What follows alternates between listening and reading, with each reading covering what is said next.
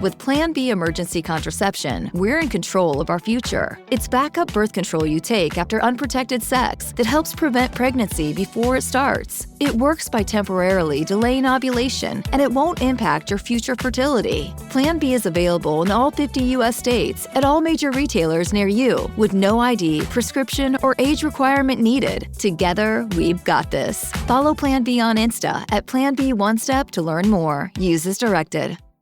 Now at McDonald's, a McDouble is $2.50, so you can get your gym gains on. Or just get lunch for only $2.50. Get more value on the under $3 menu. Limited time only. Prices and participation may vary. Prices may be higher for delivery. Ba-da-ba-ba-ba.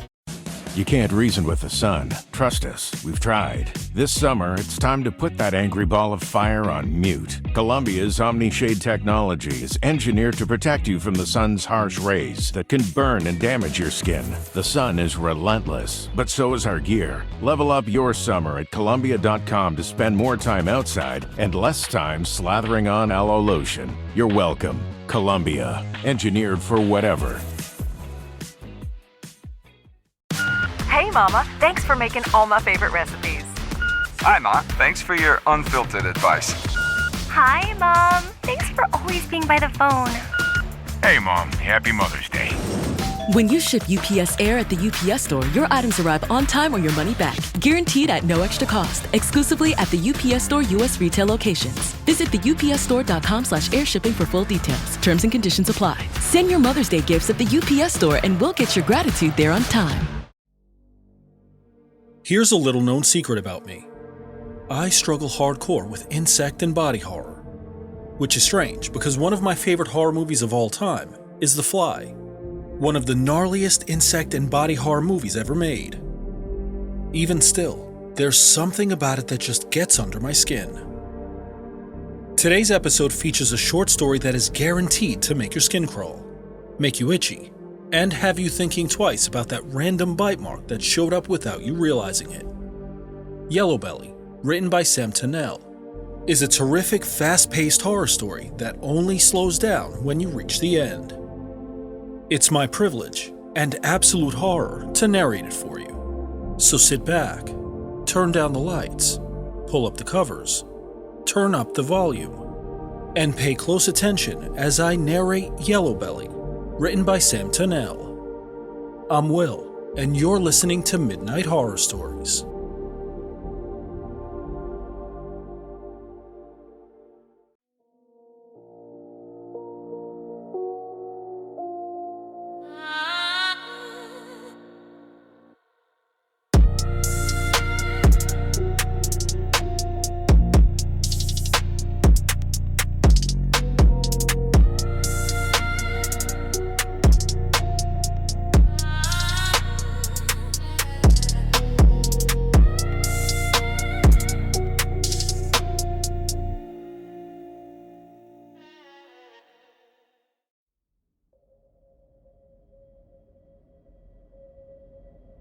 Yellowbelly, written by Tonnell.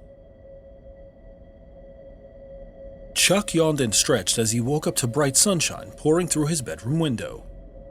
Light commotion and laughing voices sounded from downstairs, telling him that his wife and son were awake already. Chuck pulled on his bathrobe, slipped his slippers on, and headed down to make breakfast. He walked into the kitchen and saw Georgie sitting at the table with a bowl of colorful cereal in front of him. "Morning," Chuck said, ruffling his hair. He kissed his wife on the cheek, who was standing behind a sizzling pan on the stove. "What are you watching?" he asked, glancing at the TV hanging from the opposite wall. "A meteor crash, Dad," Georgie exclaimed. "Right here, by us." "You don't say," Chuck said as he poured himself a glass of orange juice. "Landed in the Fairway Mountains," Julia said, turning the bacon in her pan. "Isn't that where you and your buddies are going hiking today?" "Yeah, it is," Chuck replied, sneaking up behind Georgie. "Maybe we'll see an alien," he said as he gripped Georgie's shoulders. He giggled playfully. "Do be careful though, won't you?" Julia asked as she sat 3 plates on the table. "You haven't been hiking in a few years." "I'll be fine," Chuck said, taking a seat next to Georgie. Right, son? Your old man still got it, right? Still got what? Georgie asked. Chuck and Julia laughed. The news report on the TV changed to a somber note. A famous musician had been found dead in his home of an apparent suicide. That's awful, Julia said. Change the channel, won't you? It'll do the boys some good to be exposed to the real world a little. Suicide is sad, but it's the coward's way out, isn't it? Better to stay and tough it out. Right, son? Life isn't easy for anyone. Right, Dad, Georgie said as Julia slid 2 pieces of bacon on his plate. Just be careful, Julia said for the umpteenth time as Chuck put together his hiking pack. I'll be fine, Chuck reassured her. We aren't doing anything too crazy. Only a few miles. No climbing. No off-roading. It's not that, Julia said, rubbing her bottom lip like she does when she's nervous. It's that meteor. I just have a weird feeling. Chuck guffawed. About what? Think we're going to be hunted by Predator? Julia crossed her arms. I'm sorry, sweetie, Chuck said bashfully as he zipped his bag. I'll be careful, okay? He walked over to her, cupped her chin in his hand, and lifted her face to his and kissed her hard. I promise. Julia helped him bring his bags out to the front porch and sat with him while he waited for Rob's red Jeep to pull into his drive. Before too long, Chuck saw it coming around the corner. Howdy, Julia, Rob said after parking the car. Chuck, he said, nodding. Harvey popped out of the passenger side and ran up to Chuck, playfully putting him into a headlock. Julia rolled her eyes, but she was also smiling. Harvey released Chuck. So glad you're letting him get out for a bit, Harvey joked, clapping Chuck on the back. Just be careful, okay? Julia said. He hasn't been hiking in a long time.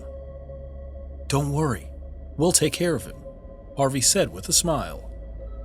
Yeah, we'll carry him back down the mountain if we have to, Rob said with a laugh. Chuck gave Julia a hug and a kiss, then grabbed his bags and climbed into the back seat of the Jeep. He waved to her from the open window as they drove off. Did you guys hear about that meteor? Chuck asked as they pulled into the trail's parking lot. Sure did, Harvey said, giving a sly look to Rob. Thought we'd check it out, Rob said with a grin. You're joking, right? Chuck asked, trying to hide his nerves in his voice, but he was unsuccessful. Chuck is scared, man, Harvey teased. Rob laughed.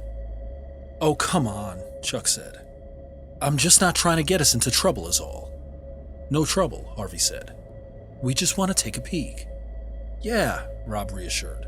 We're not going to mess around with it. Harvey began unloading the bags from the trunk of the Jeep. Once the 3 men got them all on their backs, they set off. The first quarter mile of the trail was easy since it was downhill. Chuck was relieved at this, until he realized he'd have to go back up later. They approached a cliff that looked over a marsh. The sun shined down over it, highlighting the surface of the water and the various brush that grew throughout. It was very peaceful. After the trail flattened out, they reached a fork. The path on the left was blocked off with caution tape. Here we are, Rob said as he ducked under the tape. Harvey followed, but Chuck didn't move. Is this a good idea, guys? Maybe it's dangerous. Rob rolled his eyes. It's not dangerous. It's just the place where they found the meteor. I saw it on the news. Chuck felt a little uneasy, but he couldn't see anything too bad coming from looking at a piece of rock. He ducked under the tape too. It didn't take long for them to find the site of the meteor landing. They saw more caution tape around a group of trees about 100 feet off of the trail. The grass was matted from where scientists and the news crews had walked over to it, and they followed it. In between 2 large sycamore trees was a hole the size of a small car and as deep as a shallow pond. Cool, Harvey exclaimed. He kicked some rocks from the edge into the bottom of the hole and watched them roll all the way down. They must have taken the meteor away to analyze it, Rob said, peering into the base of the hole. It's not there anymore. Bummer, Harvey complained, but Chuck was relieved. He was beginning to share the strange feeling that Julia had. Well, should we get back on the trail? Chuck said as casually as he could. Might as well, Harvey said, but with a note of disappointment in his voice. Nothing else to see here. The men headed back to the fork in the trail. As they ducked under the tape again, Chuck felt a sharp pain in his right forearm. Ah! Chuck shouted, dropping his backpack. He sat down uncomfortably on a flat rock, clutching his arm. We told you. Rob sneered at Chuck playfully. Hiking's just like any other activity. Take a few years off and you set yourself back to beginner. That's why you're tired so early. It's not that, Chuck said, wincing. I think... Ah! He winced again. I think something bit me. He raised his forearm to show his friends. Rob scoffed. It's just a mosquito bite. I guess you were right, Harvey. Becoming a father does make you a sissy. The two guys laughed, elbowing each other in the ribs. Like Chuck, they were both tall and lean, so it was like bone on bone. I'm serious, Chuck groaned, irritated that his friends, now in their 40s, couldn't be serious for 5 minutes. Rob shook sweat out of his short brown hair as Harvey pulled his blonde into a ponytail and examined Chuck's bite more closely. Weird, he said. I've never seen a bite mark like that. About 4 inches from Chuck's wrist was a blood-red mark in the shape of an S. Ah! Chuck yelled. Suddenly the pain became severe, and it felt like something was inside his arm, forcibly squirming upward toward his shoulder. Chuck had a seizure. We'll continue right after this quick ad break. Tomorrow morning is knocking. Stock your fridge now. How about a creamy mocha frappuccino drink? Or a sweet vanilla? Smooth caramel maybe? Or a white chocolate mocha? Whichever you choose, delicious coffee awaits. Find Starbucks Frappuccino drinks wherever you buy your groceries. In what felt like the blink of an eye, Chuck woke up in a small white room with fluorescent lights that gave him a headache. Or did his head hurt to begin with?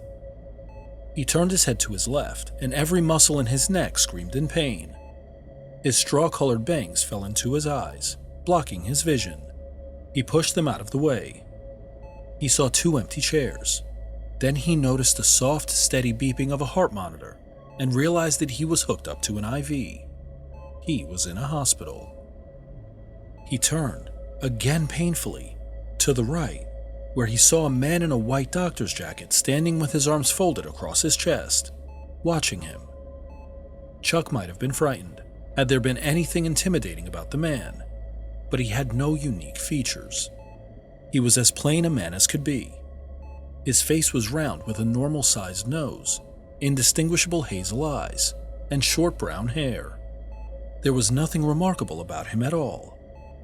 Chuck wondered if he could pick him out in a crowd if his life depended on it. His life?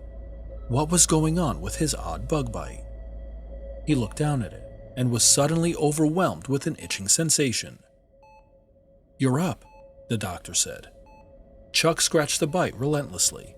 He had never been so itchy in his entire life. What's...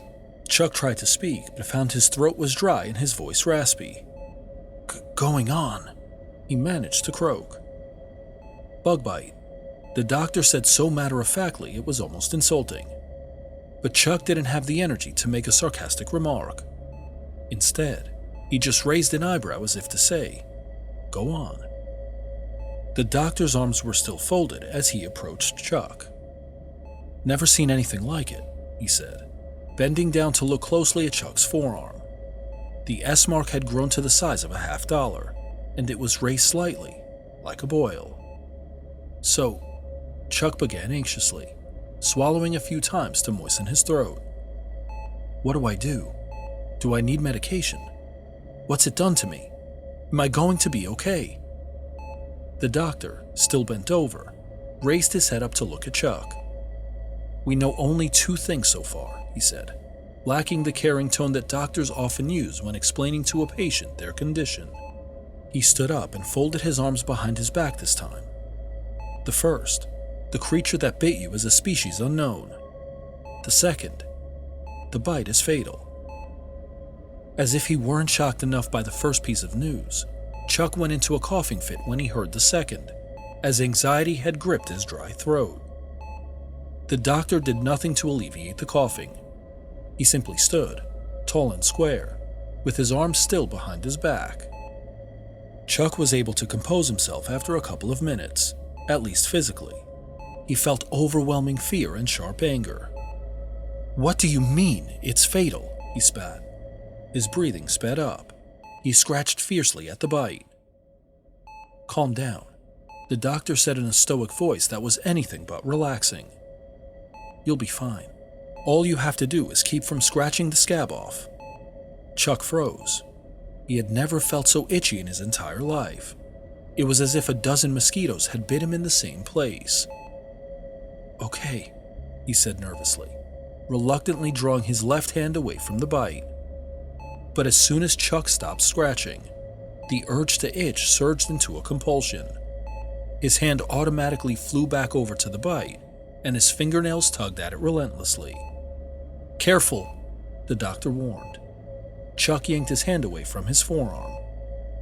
"We don't know much about your condition," the doctor said, "but it took us a lot of time to form a scab over the bite.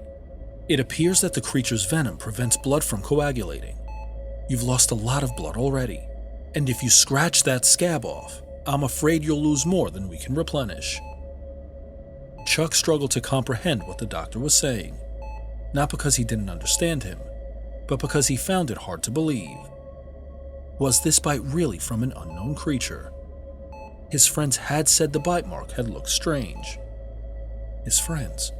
Chuck recalled the 2 empty chairs near his bedside. "Where?" he began, but was overcome by the itching urge.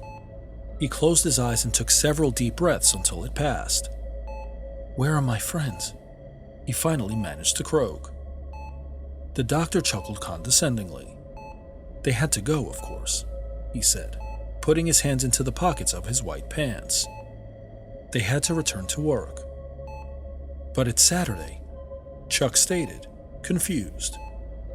The doctor raised his eyebrows. "Mr. Carter," he said slowly, "you've been in our care for over 2 weeks." 2 weeks? "I told you it took us a long time to coagulate the blood," the doctor said childishly.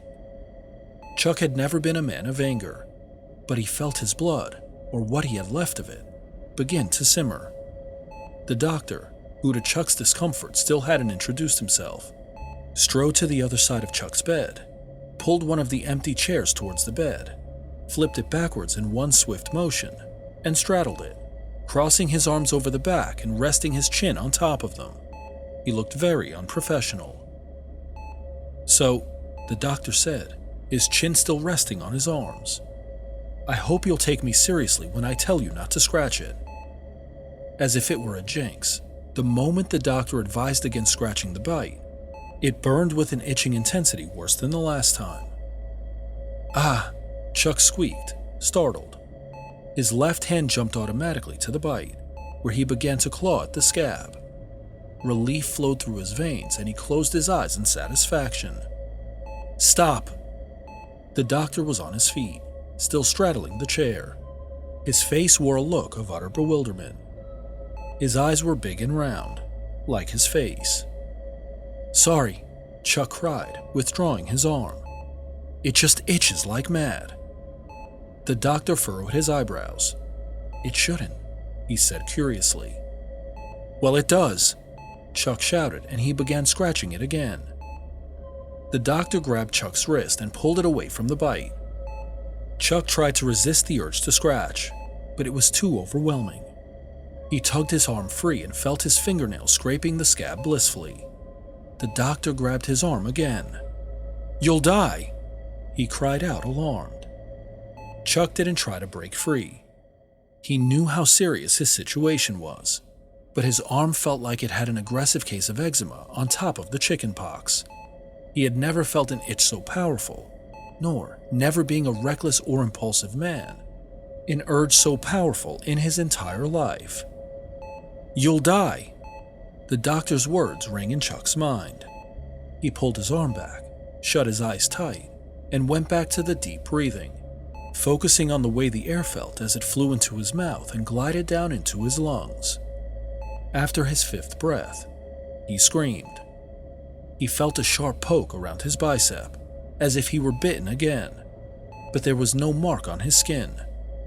He was suddenly reminded of how, immediately after getting bitten, he felt as if something was crawling under his skin from the bite up toward his shoulder. Something was definitely crawling under his skin now. "What?" the doctor asked, startled by Chuck's scream. It's... Chuck stammered in a panic. "It's in me. The thing, the bug or whatever. It's in me." "That's impossible," the doctor responded, his face wearing an expression of curiosity rather than alarm. "Ah!" Chuck screamed as the thing under his flesh picked up speed. It squirmed past his shoulder, across his chest, and up his neck over his Adam's apple, before, to Chuck's absolute terror, it slithered up into his face and into his left eye, where it nestled in his brain. That's when the voice began. Chuck, albeit horrified, knew he shouldn't listen to it, that it wasn't really him, but that made it no less real. "Scratch," the voice whispered. "Scratch, scratch, scratch." Its tone was low and steady, like a timpani drum. Naturally, it was now impossible for Chuck to distract himself from the itching wound. Automatically, his left hand was drawn back to the bite and continued to scrape at the scab. Sweet relief rushed through Chuck as the intense urge to itch disappeared. "Stop!" the doctor yelled, but Chuck simply couldn't. No matter how hard he tried, no matter how hard he attempted to ignore the voice in his head, which had spoken again. "He's lying," it said in that same low, even, emotionless tone. "Scratch it. Scratch the scab off. You'll die if you don't." "Don't listen to it," Chuck thought as consciously as he could. "It's that thing. It's in your head and it's trying to fool you." Chuck tried with all of his might to stop scratching, and to his thankful surprise, managed to pull his arm away. The doctor held it down by the wrist.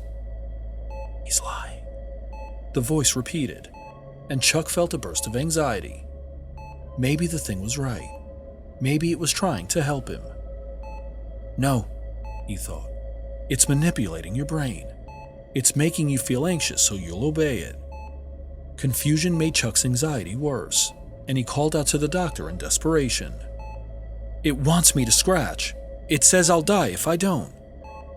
The look on the doctor's face was bewilderment mixed with frustration. "Don't scratch it. If that scab comes off, scratch," the voice repeated. "Scratch, scratch, scratch." Chuck struggled to free his arm, but the doctor had a firm grip this time. "Stop!" the doctor yelled. He grabbed Chuck's arm with his other hand to restrain him further. "He's lying." This time a flood of certainty followed the voice. The doctor was lying. That's why he's behaving oddly. He was holding Chuck hostage, doing experiments on him or something. That's why he didn't introduce himself, Chuck thought. He doesn't want to reveal his identity. "I bet you're not even in a real hospital," the voice suggested. Or was it Chuck thinking that on his own? He could no longer tell. "That's why your friends aren't here. They don't know you're here. And what about Julia? You've been in the hospital for 2 weeks and no one thought to contact your wife." It all suddenly made sense. The doctor didn't want him to scratch the scab because it was probably the site of an injection. He was testing some drug on him, but the scab hadn't fully healed. Perhaps Chuck woke up too soon. Perhaps he was supposed to be unconscious until he healed, until the itching side effect of the drug passed. The itch, it was stronger than ever. "Scratch that scab off," he thought. "Get that drug out of you. Who knows what it'll do? You can't die. Not yet. You need to stay alive. For your son. He needs a father. Chuck struggled to free his arm. Since he had remained still for a few moments, the doctor had relaxed his grip. Chuck succeeded. More delicious relief flowed through him as his fingernails clawed at the scab once more. Harder, he thought. Hurry, you don't have much time. You've got to get the drug out. Chuck felt a prickle of pain as the scab ripped off. He flung it off of his arm and onto the floor as if it were dangerous. The doctor stood up suddenly, knocking his chair to the ground. Chuck was filled with the best feeling yet as he felt the drug dripping out of his wound. The flow increased. He had done it. He had done it in time. Now you have to let me go, he said to the doctor triumphantly. Your experiment is ruined. I got it out, he said, grinning. I got it all out. Then relaxation covered him like a warm blanket and he closed his eyes. I told him that. The doctor, whose name was Alexander Smith, said to his superior as they covered Chuck's lifeless body with a black sheet. I told him everything. I told him if he scratched it off, he would bleed out. I told him we wouldn't be able to form another scab in time. Dr. Judgen, the head of St. Ada's Hospital in Denver, shook his head. What a shame, he said in his low, gruff voice. Too weak of a man to resist the urge, eh? If only he had just used willpower. Dr. Smith nodded. He had a wife too, and kids. Well, at least one. One of his friends told me he had a son. How awful, Dr. Judgen responded. Selfish bastard. He took the coward's way out, no doubt. Dr. Judgen scribbled a signature on Chuck's death certificate, then left to check on the patient in the next room. Dr. Smith followed him out. The thing in Chuck's brain was still squirming.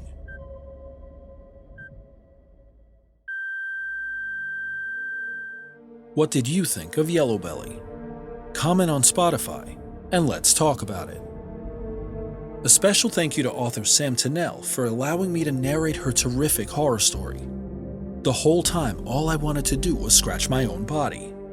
And that's a really terrible feeling. Make sure to follow Sam on the socials, at MaidenXMacabre on Threads and Instagram. And of course, you can follow Midnight Horror Stories wherever you stream pods and on YouTube. And don't forget to leave a 5-star review. If you'd like to submit your original short horror story for narration, you can email it to midnighthorrorpod@gmail.com or redtreehousepod@gmail.com. I'm Will, and thanks for listening to Midnight Horror Stories. See you next episode.